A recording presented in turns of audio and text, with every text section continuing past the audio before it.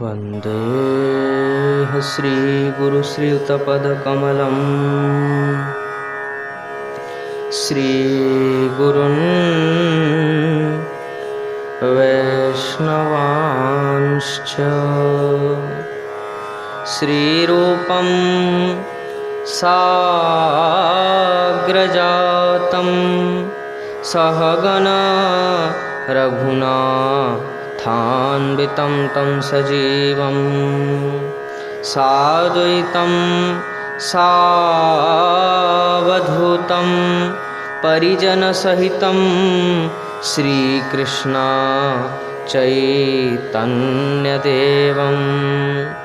श्रीराधा कृष्णपादानु सहगणा ललिता श्रीविशाखान्वितांश्च भक्तभक्तिभगवन्त गुरु चतुर्नाम बपुएक तिनके पद वंदन किए नाशहि विघ्न अनेक।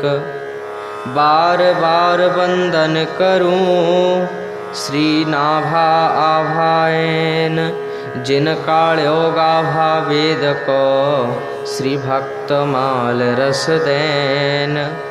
प्रियादास जी के पद कमल बंदमु बारंबार कीन्ही भक्ति रस बोधिनी टीका अति सुख सार। भगवद भगतन चरित जे गाए अधिक मिठास बार बार वंदन करूं धन श्री नारायण दास।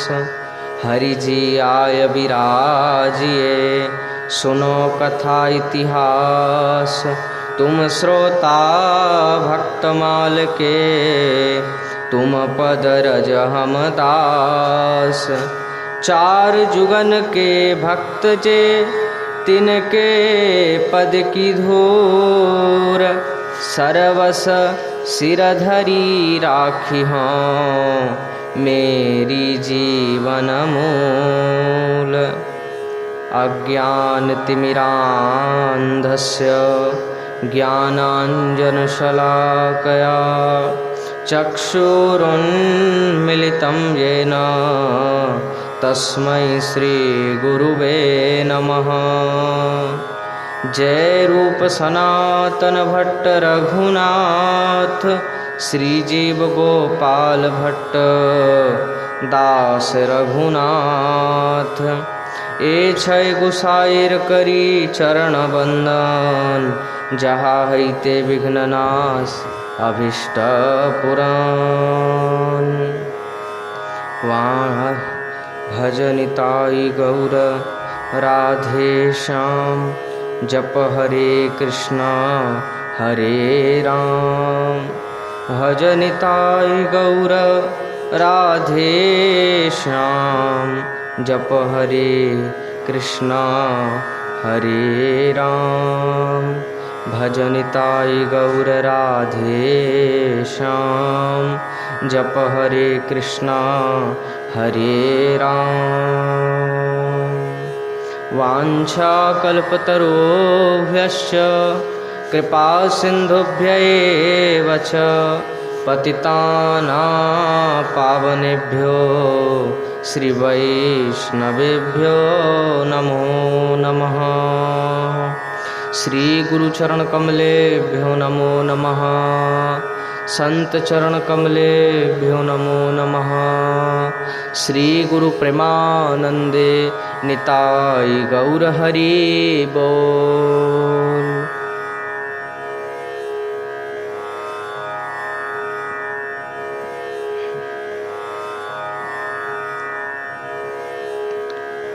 हरे कृष्णा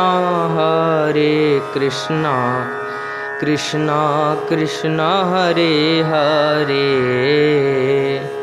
हरे राम राम राम हरे हरे हरे कृष्णा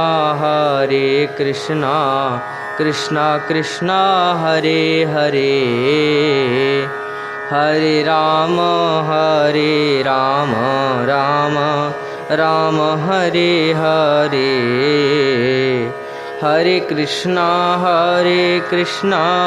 कृष्णा कृष्णा हरे हरे, हरे राम राम राम हरे हरे, गौरी शंकर सीताराम जय जय विघ्न हरन हनुमान, गौरी शंकर सीताराम जय जय जगत गुरु हनुमान, गौरी शंकर सीताराम जय जय जगत गुरु हनुमान, गौरी शंकर सीताराम जय जय जगत गुरु हनुमान,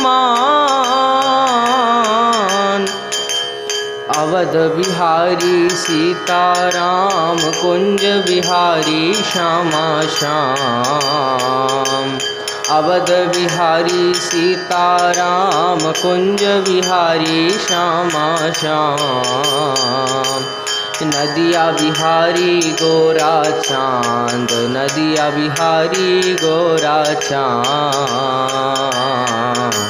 जय जय श्यामा जय जय श्याम, जय जय वृंदावन धाम, जय जय श्यामा जय जय श्याम, जय जय वृंदावन धाम, जय जय श्यामा जय जय श्याम, जय जय वृंदावन धाम, जय जय श्यामा जय जय श्याम, जय जय वृंदावन धाम, जय जय श्यामा जय जय श्याम, जय जय वृंदावन धाम।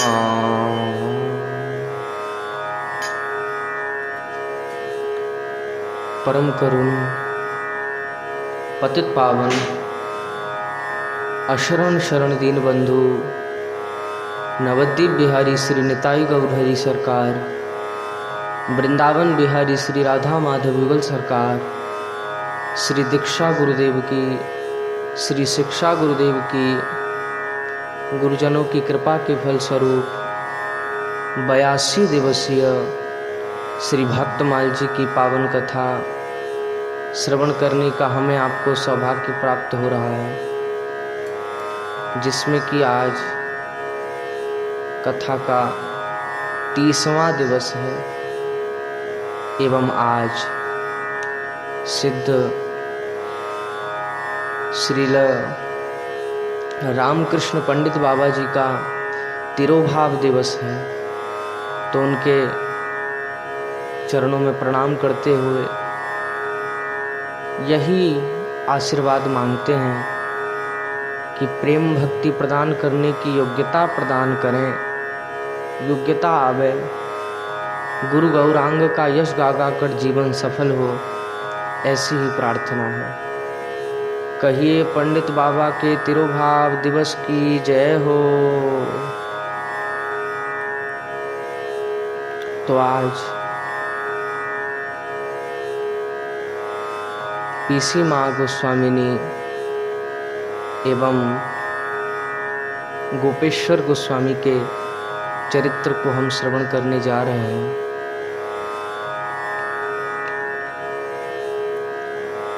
पश्चिम बंगाल में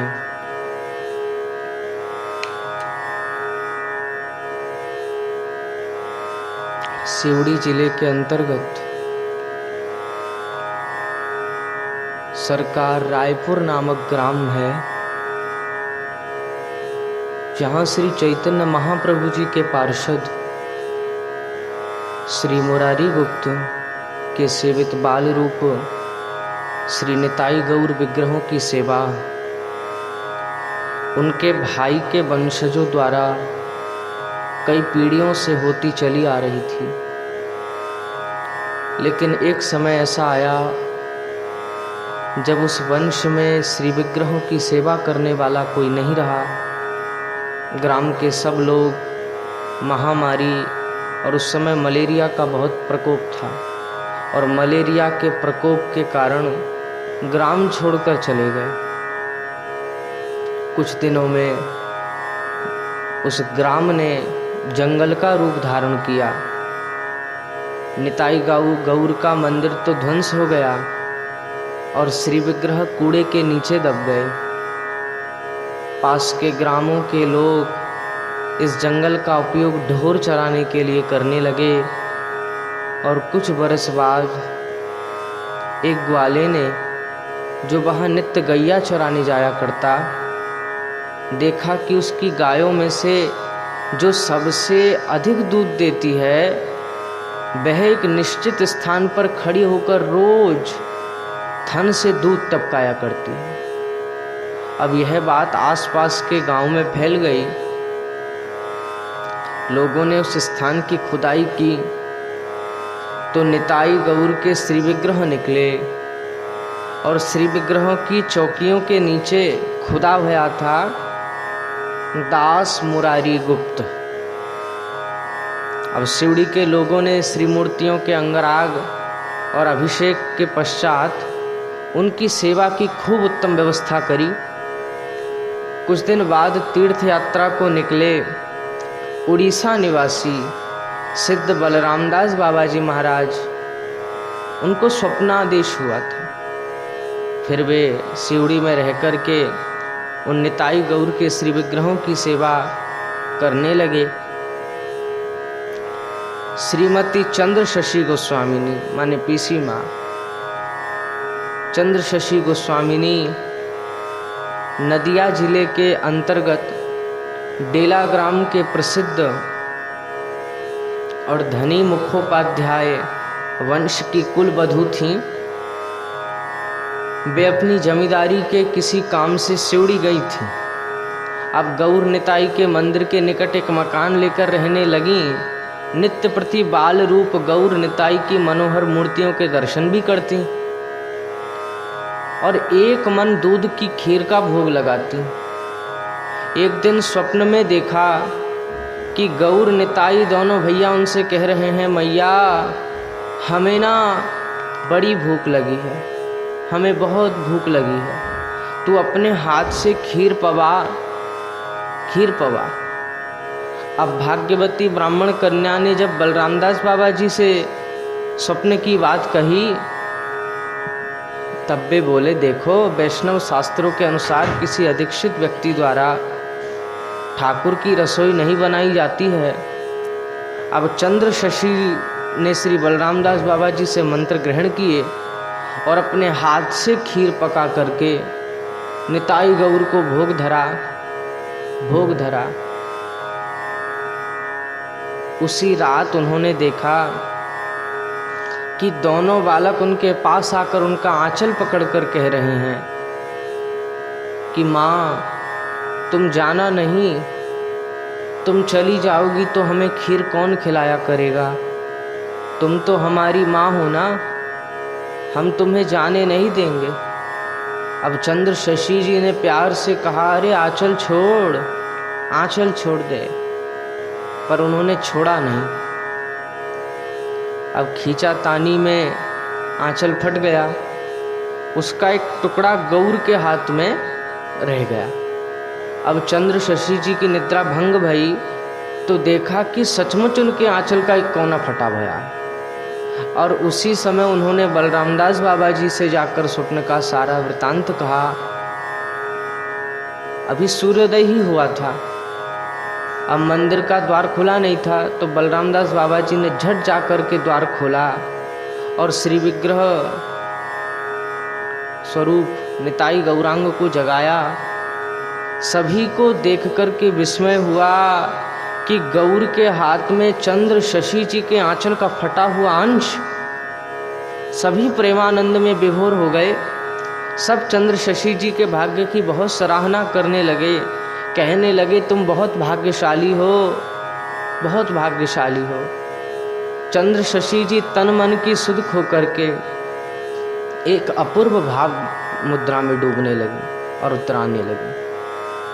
चंद्र शशि जी ने देश जाने का विचार सदा के लिए त्याग दिया धन संपत्ति और आत्मीय स्वजनों का मोह भी छोड़ दिया। मंदिर में रहकर अपने प्राणधन गौर निताई की सेवा करने लगी। उनकी आयु उस समय 20 वर्ष की थी केवल।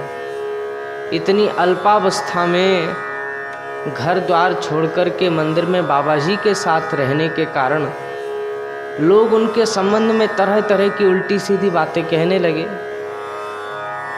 अब इससे उन्हें असहनीय दुख भी हो रहा था। फिर एक रात वे अपने दुख की बात किससे कहें, गौर निताई से कहते कहते सो गईं। स्वप्न में गौर निताई ने उनके गले में बाहें डालते हुए कहा, माँ हमें लेकर वृंदावन चलो। वृंदावन जाऊं।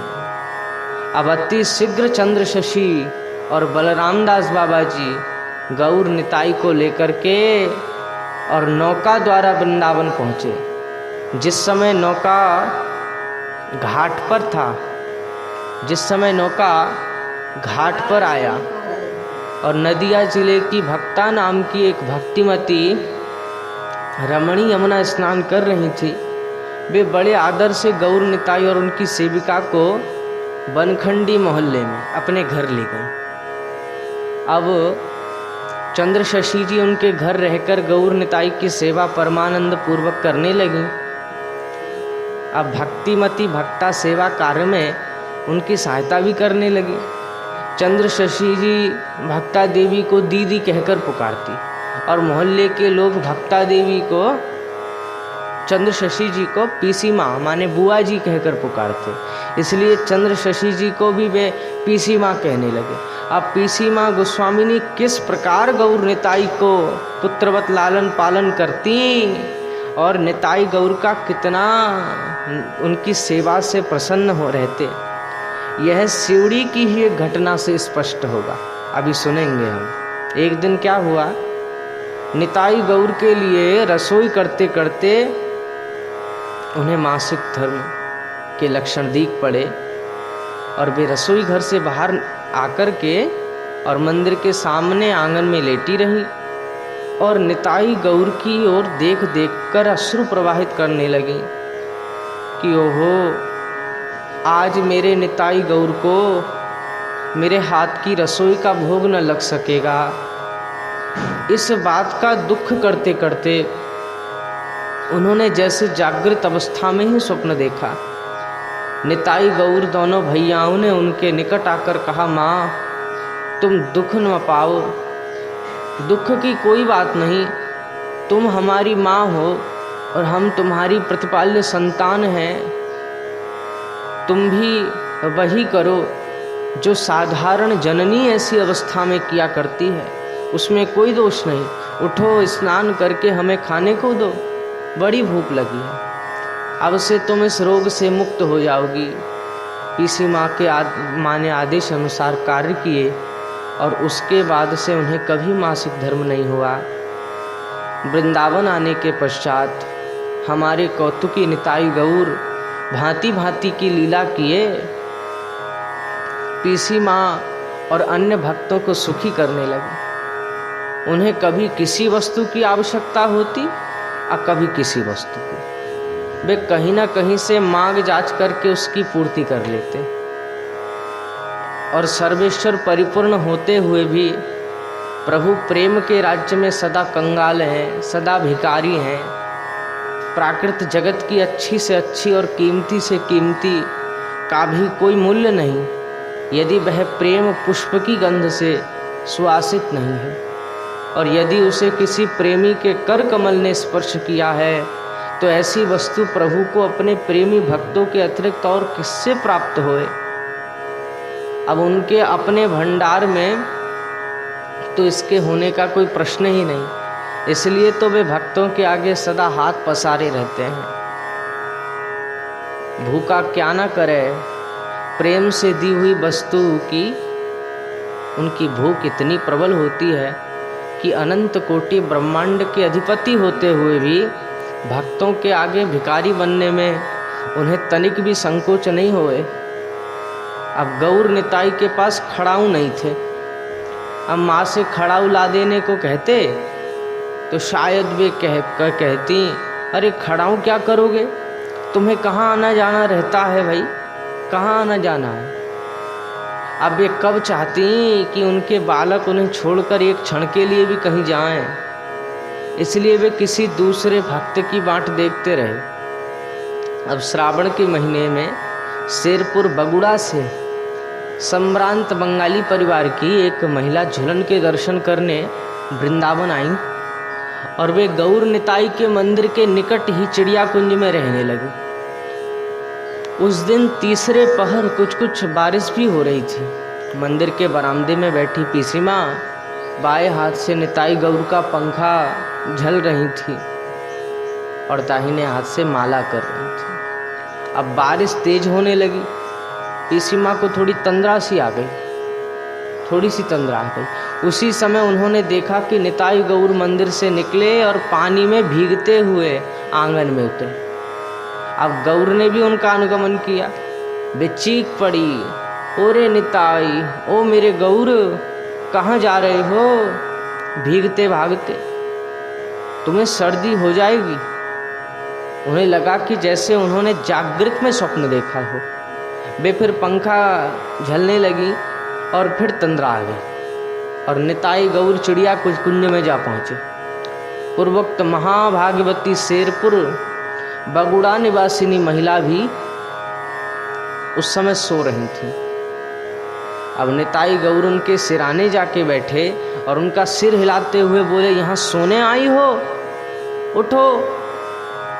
अब स्वप्नावस्था में वे बोली, कौन हो तुम? बोले, हमारा नाम निताई है, गौर है, हम बनखंडी की पीसी माँ के बेटे हैं। बोले, तुम पीसी माँ के बेटे? किस प्रकार? मोहल्ले के लोग हमें पीसी माँ के बेटे ही कहते हैं।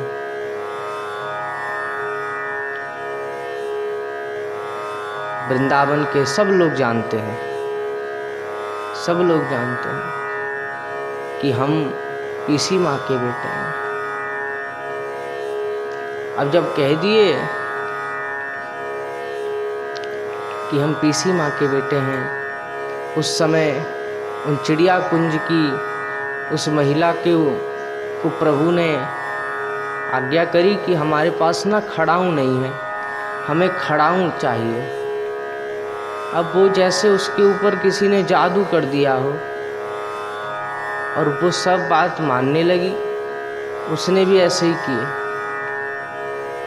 उसने भी प्रभु के कहे अनुसार खड़ाऊँ की व्यवस्था करी, चांदी की, सोने की,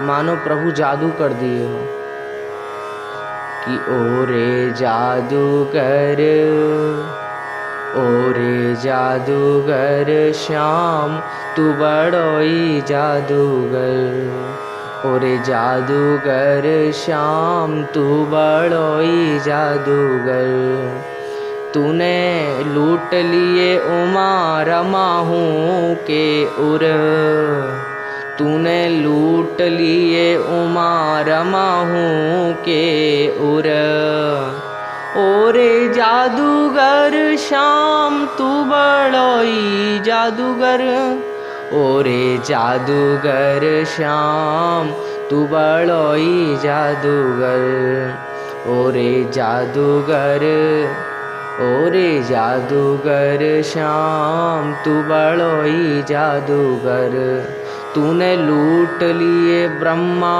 शिव के उर, तूने लूट लिए ब्रह्मा शिव उर, ओरे जादूगर श्याम तू बड़ोई जादूगर, ओरे जादूगर श्याम तू बड़ोई जादूगर, तू बड़ोई जादूगर।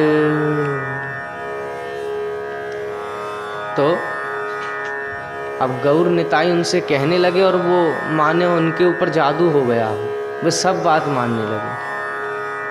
और फिर निताई गौर कह दिए कि हमारे पास खड़ाऊँ नहीं है, हमें खड़ाऊँ चाहिए। अब मोहल्ले अभी जो चिड़िया कुंज में आई हुई थी महिला निताई गौर का अपरूप रूप देख कर के ही तो मुग्ध हो गई, क्योंकि उन्होंने ऐसे रूप की पहले कभी कल्पना भी नहीं करी थी। अब तंद्रा भंग होने पर वह उन दोनों बालकों का स्मरण करके रोने लगी। अब रोते रोते घर से निकली, बारिश भी अभी हो रही थी थोड़ी थोड़ी। पथ में जिसे देखती उसी से पूछती, अरे पीसी माँ के बेटे निताई गौर का घर कहाँ है? एक ब्रजवासी ने बनखंडी के निताई गौर का मंदिर दिखा दिए। अब महिला ने भीतर प्रवेश किया। पीसी माँ उस समय भी पंखा जल रही थी और माला जप रही थी। उसने पूछा, यह क्या निताई गौर की पीसी माँ का घर है? बोले, हाँ माँ, यह पीसी माँ के बेटे निताई गौर का घर है। पीसी माँ ने उत्तर दिया और पूछा, तुम रो क्यों रही हो माँ? तुम्हारे दोनों बेटे कहाँ हैं? उन्होंने कहा। बोले, मैं उन्हें देखना चाहती हूँ, महिला ने कह दिया।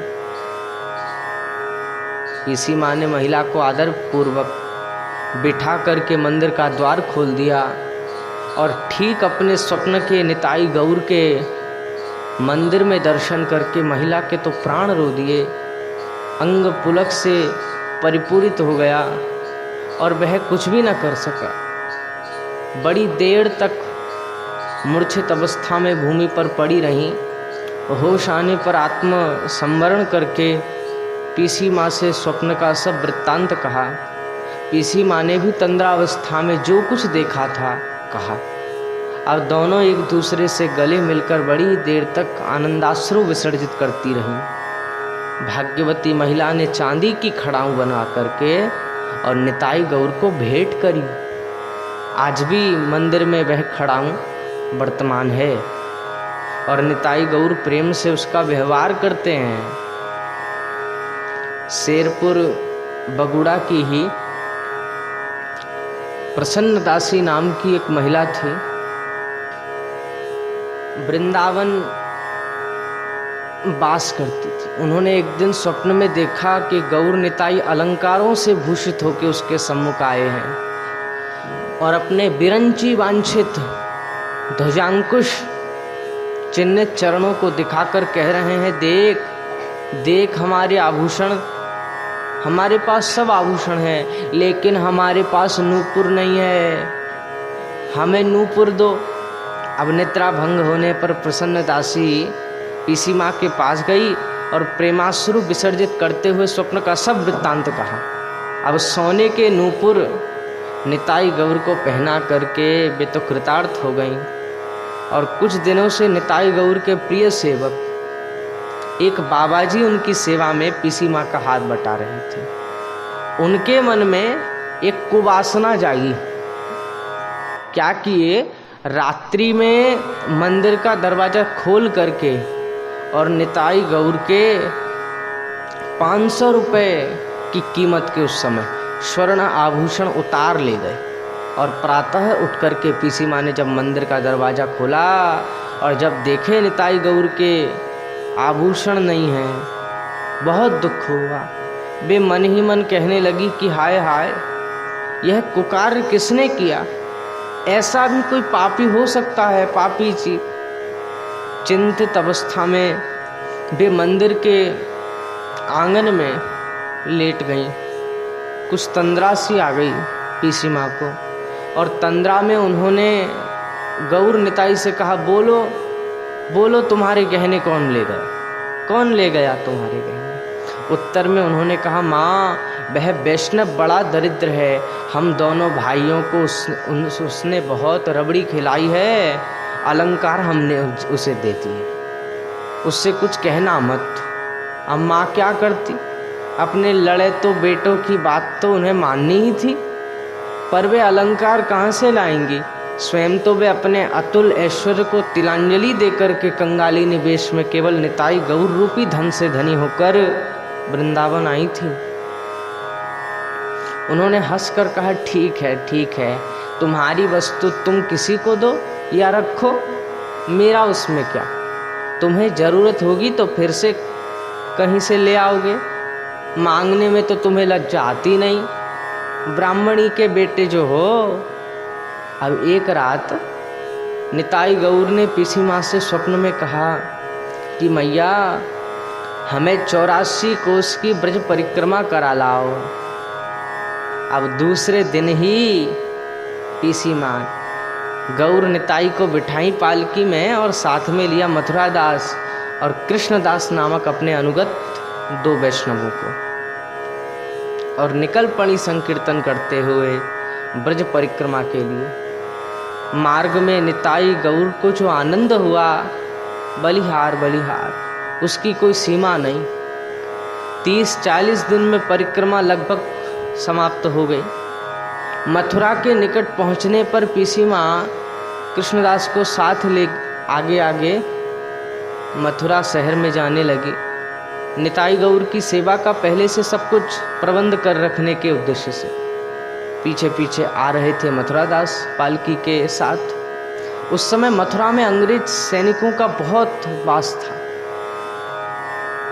कुछ सैनिकों को लाल कपड़े से ढकी उस पालकी को देख कौतूहल हुआ। उन्होंने मथुरा दास जी से पूछा, इसमें क्या है? बोले इसमें ठाकुर जी हैं।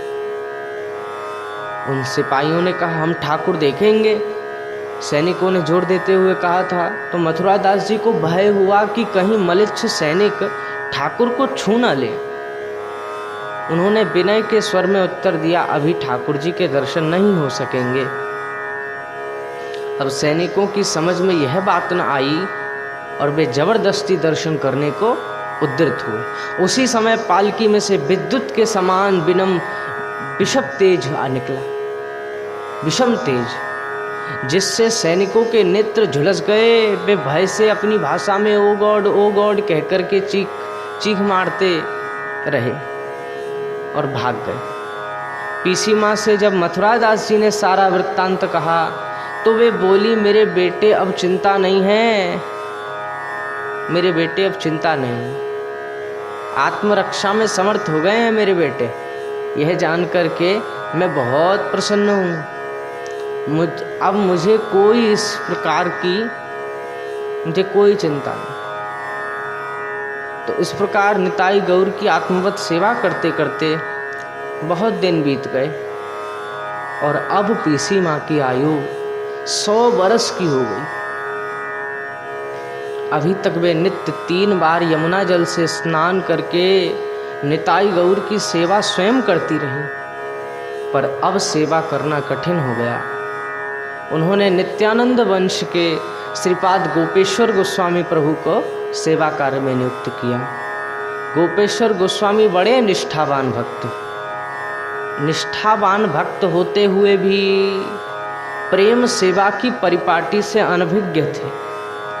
गौर निताई को शीतकाल में उष्ण जल से स्नान कराया जाता था।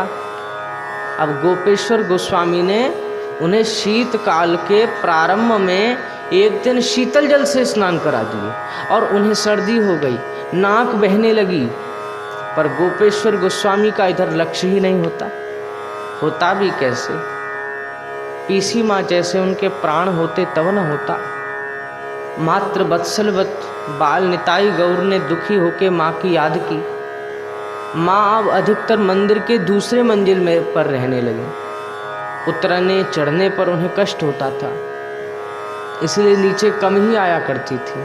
पर बच्चों का जब वायरलेस मिलते ही वे नीचे उतर पड़ी और मंदिर के सामने जाकर देखा कि दोनों बालकों की आंखें लाल हो रही हैं, नाक से श्लेष्मा निगृत हो गया है। निकट जाकर के स्पर्श किया तो देखा कि देह भी गर्म हो रहा है। यह देख के उन्हें बहुत कष्ट हुआ। आंचल से नाक पहुँचते हुए उन्होंने गोस्वामी जी को, गोपेश्वर गोस्वामी को पुकारा। रोते रोते उनसे कहने लगी, तूने यह क्या किया? ठंडे जल से स्नान करा करके मेरे बच्चों को बीमार कर दिया। देख कैसी सर्दी हो रही है, कैसी नाक बह रही है। इतना कह के उन्होंने श्लेष्मा भरा अपना आंचल उन्हें दिखाया। अब गोपेश्वर गोस्वामी को विश्वास न हुआ उन्होंने अविश्वास व्यक्त भी कर दिए। पीसी माँ ने कुछ क्रोध और अभिमान में भर कर के आंचल का दूसरा सिरा गौर की नाक से लगाकर कहा, बेटा नक सिनक। तो उसी समय श्लेष्मा फिर से निकल पड़ा और श्लेष्मा की अलौकिक गंध से मंदिर में गंध आने लगी और मंदिर में से पूरा मंदिर दिव्य गंध से परिपूर्ण हो गया, महक उठा। और गोपेश्वर गोस्वामी तो संताप्त होके पीसी माँ के चरणों में गिर पड़े। कृष्णदास बाबा गोपेश्वर प्रभु के शिष्य थे, तो वे विष्णुपुर निवासी थे और गोपेश्वर प्रभु ने उन्हें अपने साथ निताई गौर की सेवा में नियुक्त कर रखा था। वे परम गौर भक्त। अब एक दिन भोग के समय वे मंदिर के द्वार पर बैठे और ध्यान कर रहे थे। अब ध्यान में देखा कि विष्णुपुर के दक्षिण भूतमड़ा ग्राम में हरान और मधु नाम के सौतालों के घर एक कैथे का वृक्ष है। अब सौतालों की 2 लड़कियां वृक्ष पर चढ़कर फल तोड़ रही थीं और निताई गौर वृक्ष के नीचे खड़े उनसे फल मांग रहे हैं। वे पके पके फल तोड़कर फेंक रही थी और निताई गौर आनंद पूर्वक खा रही हैं। 2 और तौताल कन्याएं उन्हें उस फल का लोभ दिखाकर अपने ग्राम में जाना चाह रही हैं और यह गीत गाते हुए मधुर नृत्य कर रही हैं कि तुरा की मोदेर बाड़ी जावी रे, तुरा की मोदेर बाड़ी जावी रे, पाका पाका क्वाद देबो, तोलाए वो से खावी रे, तोलाए वो से खावी रे। तुम क्या हमारे घर जाओगे? जाओगे तो क्या होगा? जाओगे तो हम पके पके केथे देंगे, तुम वृक्ष तले बैठ कर के खाओगे और भोग के पश्चात तुम बैठ कर के खाना। माने महाप्रभु जी को लोभ दिखा रही हैं, वे लोभ दिखा रही हैं। जैसे महाप्रभु जी की बाल लीला में 2 चोर थे ना, 2 चोर, महाप्रभु जी तो खेल रहे गंगा तट पर और वे दोनों चोर घर से ही सोच रहे हैं कि हे प्रभु आज कहीं व्यवस्था करा दो, कहीं डाका कहीं चोरी करा दो।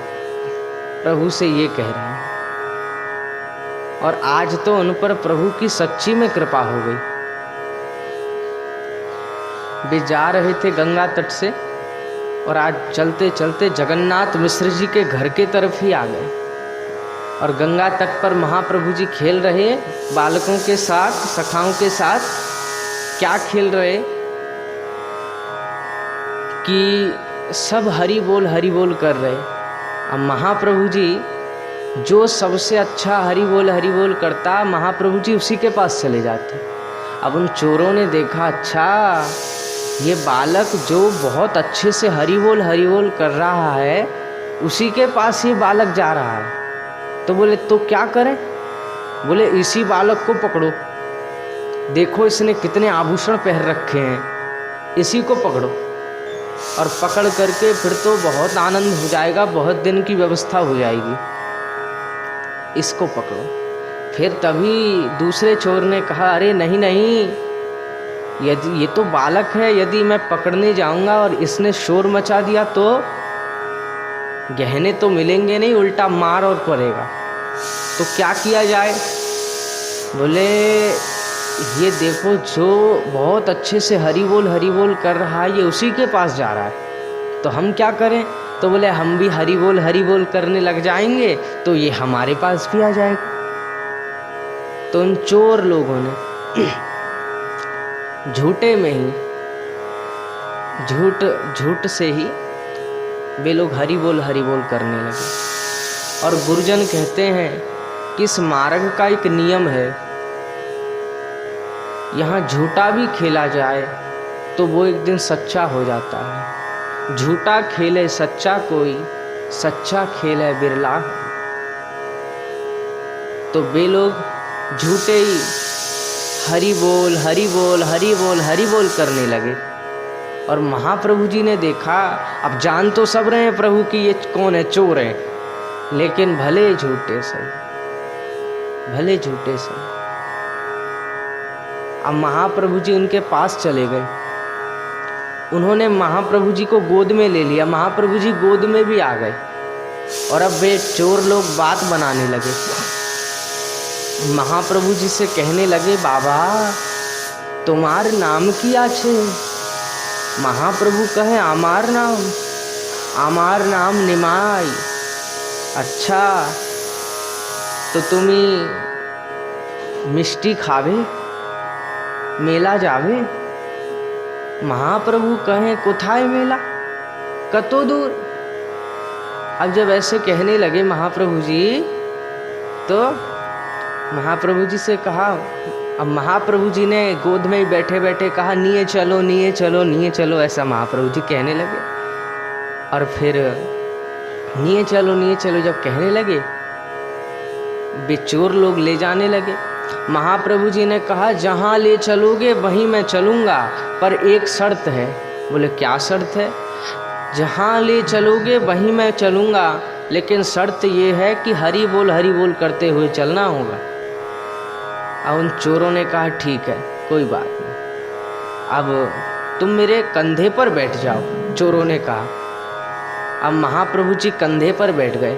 महाप्रभु जी कहने लगे, हाँ कंधे पर बैठाओ, अब तभी तुम्हारी बुद्धि शुद्ध होगी।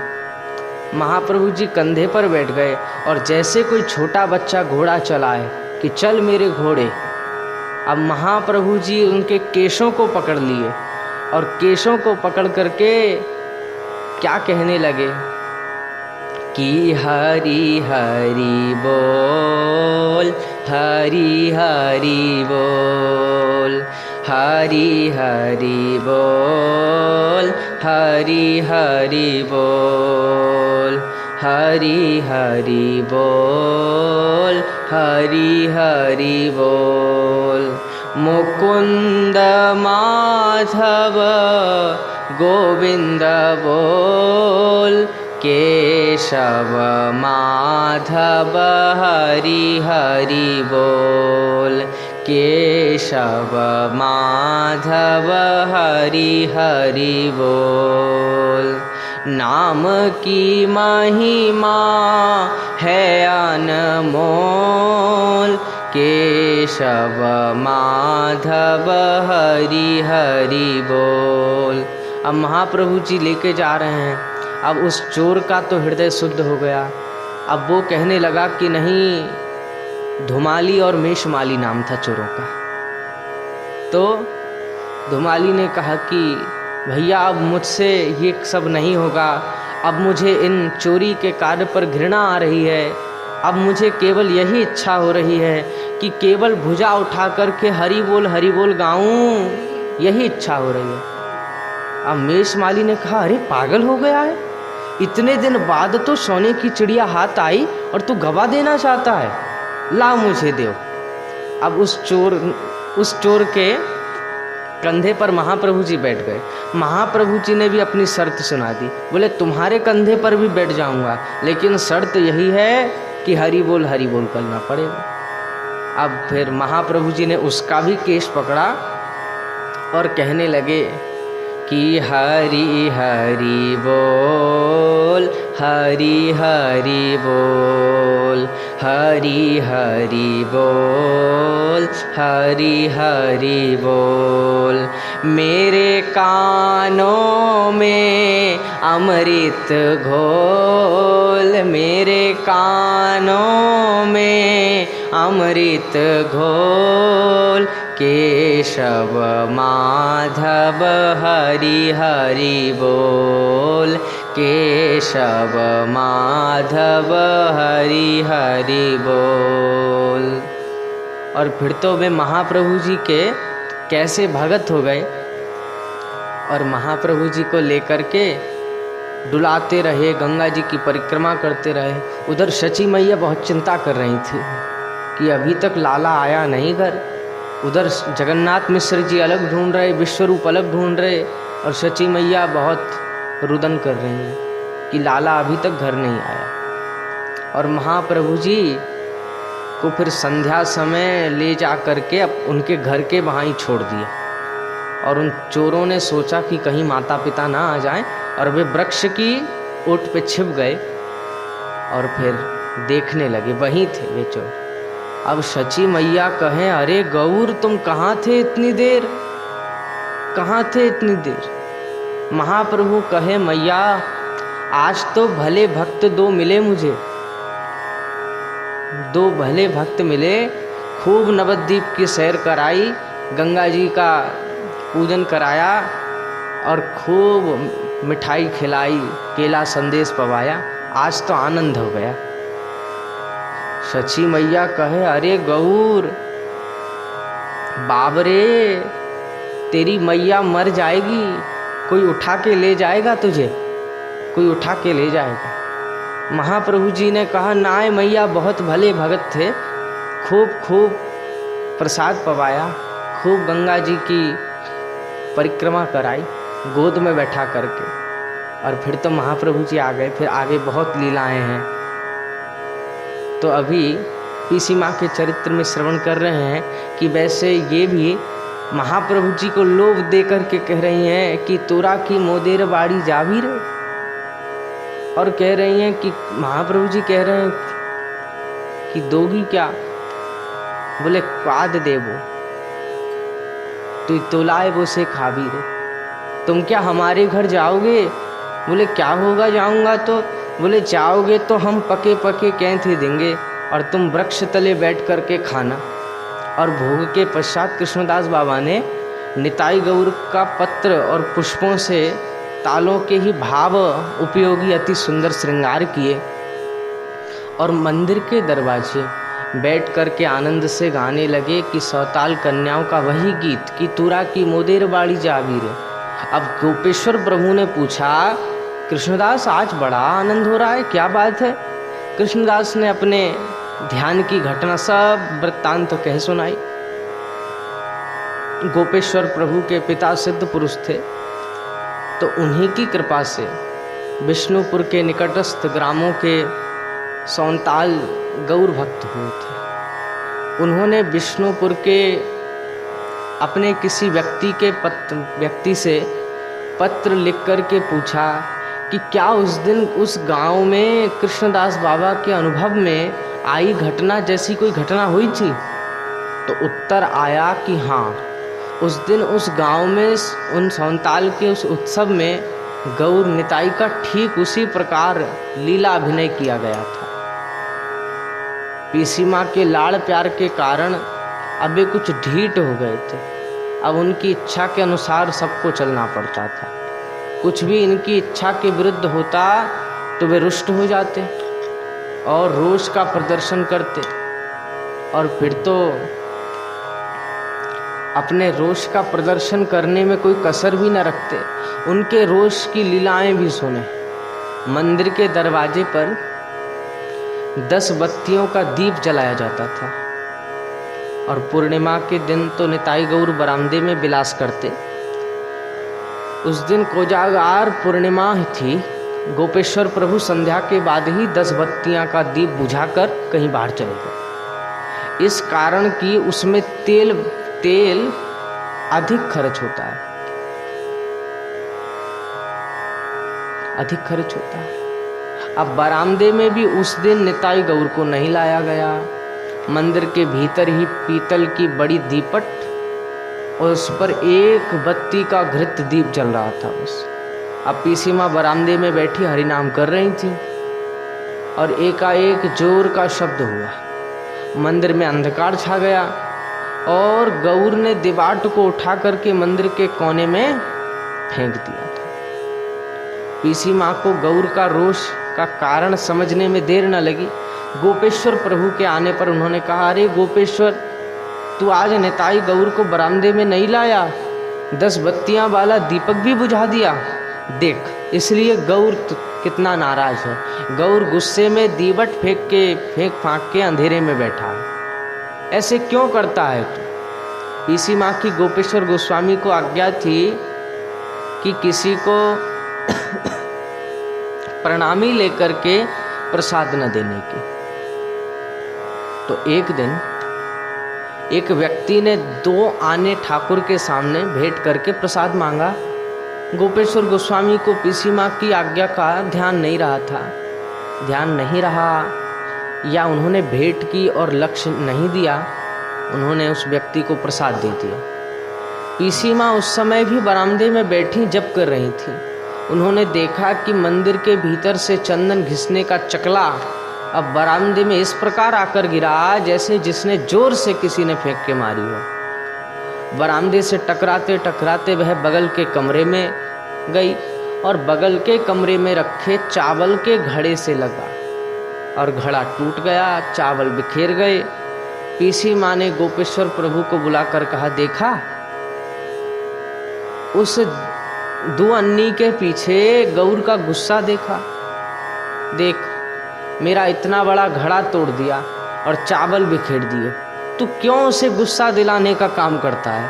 गोपेश्वर गोस्वामी से कहे। तब गोपेश्वर प्रभु गौर निताई की सेवा में पहले से अधिक तत्पर और सावधान रहने लगे।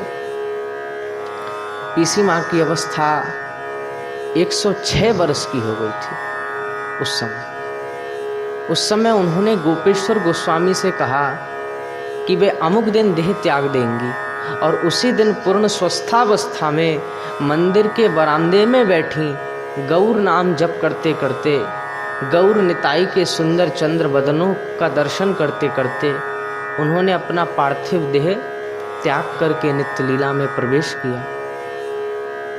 उस समय श्रीधामपुरी के श्री राधा रमण चरण दास देव श्री बड़े बाबा जी महाराज वृंदावन में उपस्थित थे।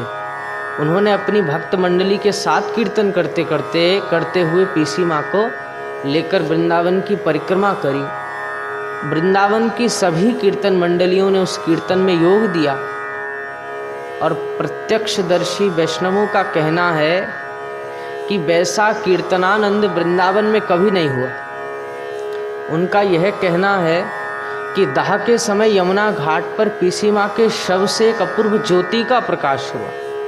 पीसी माँ के अप्राकट्य के पश्चात गोपेश्वर प्रभु एक बार भयानक चेचक रोग से आक्रांत हुए। लगातार 1 महीने तक शय्यागत रहे।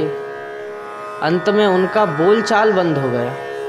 उनकी बाह्य ज्ञान शून्य अवस्था को देख करके लगने लगा कि प्राण अब निकले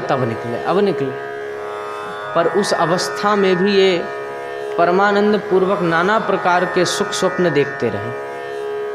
कभी देवलोक में जाकर आनंद पूर्वक विचरते, कभी भूलोक में आकर निताई गौर की सेवा करते। शेष रात्रि में उन्होंने देखा कि राक्षसी के समान कराल बदना एक स्त्री उन्हें कहीं ले जाने का उद्योग कर रही थी। उसी समय पीसी माँ गोस्वामिनी निताई गौर के साथ उनकी शैया के पास आकर खड़ी हुई। अब राक्षस मूर्ति उन्हें देख करके अंतर्हित हो गई।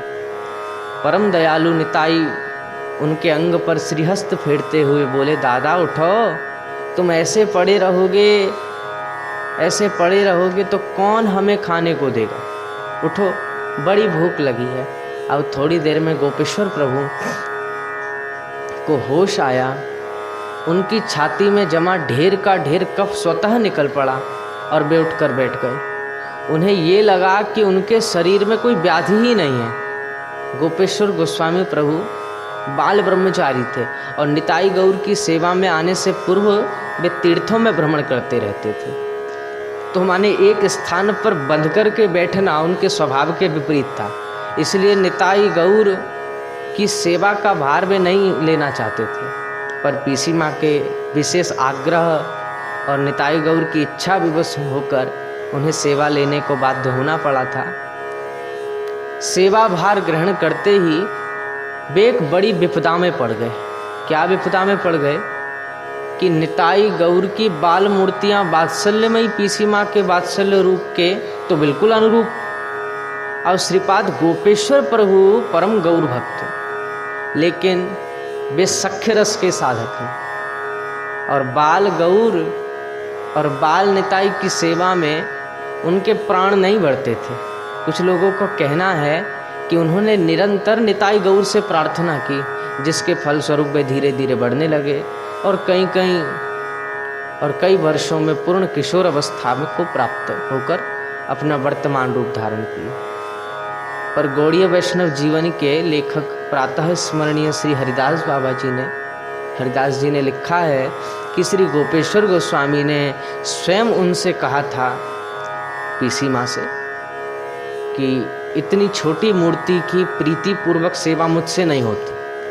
तो उसी समय वे मंदिर में गईं और दोनों भैयाओं को चिचुक पकड़ करके जैसे ही उठाया वैसे ही उनका वर्तमान आकार हो गया, जैसा भी है। जो भी हो, जिन लोगों ने निताई गौर को दोनों अवस्थाओं में देखा है, वे साक्षी भरते हैं कि उनका आकार पहले बहुत छोटा था। गोपेश्वर प्रभु प्रीति पूर्वक सख्य भाव से उनकी सेवा करने लगे। फिर तो श्रृंगार, भोग, आरती, कीर्तन से लेकर के बर्तन मांजने तक की सेवा, सारा सेवा स्वयं करते। कभी कभी सेवा कार्य से थक करके, बहुत थक जाते सेवा करके, उतनी सेवा करो। कभी कभी थक करके निताई गौर को खरी खोटी भी सुनाते। अब पीसी माँ के अप्राकट्य के बहुत दिन बाद एक दिन सेवा करते करते उनके मन में आया कि इनकी सेवा करने से हुआ क्या लाभ। इतने दिन हो गए, इनकी सेवा करने से क्या लाभ, कुछ भी तो नहीं हुआ। अरे भैया, इससे बढ़िया मैं एकांत में भजन करता तो कुछ होता। यह करने के उद्देश्य से कुसुम सरोवर चले आए और सोच करके उन्होंने सेवा के लिए एक और व्यक्ति नियुक्त कर दिया वहाँ, और स्वयं भजन करने तीसरे दिन भजन करते, और तीसरे दिन फिर अर्धरात्रि में जब कुसुम सरोवर के तट पर एक बकुल के वृक्ष के नीचे बैठे भजन कर रहे थे, तो उस समय बीचों बीच उन्होंने देखा सरोवर के बीचों बीच एक नयन रसायन आलोक धीरे धीरे निकटवर्ती होने लगा। और जैसे ही तट के निकट आया, उन्होंने देखा कि निताई गौर आ रहे हैं और बकुल वृक्ष के नीचे आकर वे उनके सम्मुख खड़े हो गए और बोले, दादा, आज 3 दिन से हमने अन्न जल ग्रहण नहीं किया, चलो ना। स्पष्ट है कि गोपेश्वर प्रभु का भजन पूरा हो गया, माने फल की प्राप्ति भी साथ ही साथ हो गई। जाने में अब उन्हें क्या आपत्ति हो सकती थी, वे चल पड़े। गोवर्धन में एक महात्मा ने उन्हें देखते ही कहा, अरे गोपेश्वर, तुम आ गए। कल रात स्वप्न में निताई गौर ने मुझसे कहा कि 3 दिन से उन्होंने आहार नहीं किया है, इसलिए भाई वृंदावन जाओ तुम और दोनों की सेवा करके उनको सुखी करो। गोपेश्वर प्रभु ने सोचा, अच्छा ये दोनों जगह जगह जाकर मेरी बुराई कर रहे हैं। अभिमान में भर करके उन्होंने महात्मा से कहा, मैं वृंदावन नहीं जाऊंगा, यहीं भजन करूंगा, मैं नहीं जाऊंगा वृंदावन। महात्मा ने उनसे प्रसाद पाकर के कुछ विश्राम करने को कहा। कुछ देर में जब उनका रोष कम हुआ तो समझा बुझा करके वृंदावन जाने को राजी किए। अब उनके दतिया ग्राम में पहुंचते पहुंचते संध्या हो गई और बहुत तेज बारिश होने लगी। रात्रि में वहीं व्यतीत करने के उद्देश्य से वे ब्रजवासी के घर रह गए। उधर निताई गौर बेचैनी से इनके आगमन की प्रतीक्षा कर रहे थे। एक एक क्षण उन्हें भारी पड़ रहा था। सवेरा होते ही एक तांगे वाला गोपेश्वर गोस्वामी को खोजते खोजते उस ब्रजवासी के घर पहुंच गया और उससे बोला, गोपेश्वर गोस्वामी प्रभु कहाँ हैं? मुझे वृंदावन ले जाना है, ऐसा मुझे स्वप्नादेश हुआ है। अब गोपेश्वर प्रभु तांगे में सवार होके और वृंदावन पहुँचे। मंदिर की ड्योही पर पहुँचते ही इतनी भीषण दुर्गंध का अनुभव किया। सेवक से पूछा, यह दुर्गंध कैसी है? उसने कहा कि पता नहीं, 3 दिन से इस दुर्गंध के मारे मंदिर के भीतर ही नहीं जा सका हूं। मंदिर के भीतर जाकर चारों तरफ अन्वेषण किए तो गोपेश्वर प्रभु ने देखा कि ठाकुर जी की मसहरी के ऊपर एक चूहा मरा पड़ा है। उन्होंने मंदिर में अच्छी तरह से सफाई करी, सब धो पहुँच करके सेवा की व्यवस्था की और उन्होंने अपना शेष जीवन बराबर निताई गौर की सेवा में तन्मय होके तन्मय से संगन रह करके व्यतीत की। ऐसे श्री पीसी माँ गोस्वामी ने और गोपेश्वर गोस्वामी के विषय में उनके चरित्र को श्रवण की। उनके चरणों में भी यही प्रार्थना है कि प्रेम भक्ति प्रदान करने की योग्यता प्रदान हो और गुरु गौरांग का यश गाकर जीवन सफल हो। पुनः पंडित बाबा के चरणों में बार बार प्रणाम करते हैं।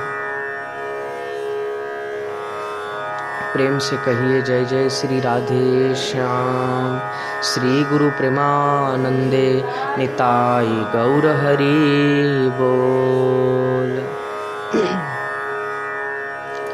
कि कथनी मीठी खाड़ सोई करनी विष कीलो, कथनी मीठी खाड़ सी करनी विष कीलो, कथनी सो करनी करे विष से अमृत हो, विष से अमृत होए। बोले जिन लोगों की बोली खाड़ के समान मधुर होती है परंतु उनकी करनी जहर जैसी, ऐसी बोली बहुत कष्टदायी होती है। लेकिन जिनकी कथनी एवं करनी एक होती है ऐसे लोग अत्यंत श्रेष्ठ होते हैं। अतः कथनी तथा करनी में अंतर नहीं होना चाहिए।